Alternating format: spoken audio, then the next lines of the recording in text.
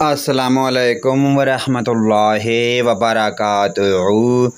اعوذ باللہ من الشیطان الرجیم، بسم اللہ الرحمن الرحیم۔ جنت میں جانے، قبر میں نور حاصل کرنے اور پل صراط پر نور حاصل کرنے کا نبوی نسخہ۔ ایک مرتبہ یہ پیاری حدیث ضرور پڑھ لیں۔ اللہ اکبر کبیرم و کلمات اللہ التامات الطیبات المبارکات لا الہ الا اللہ عدد الشفع والوتر۔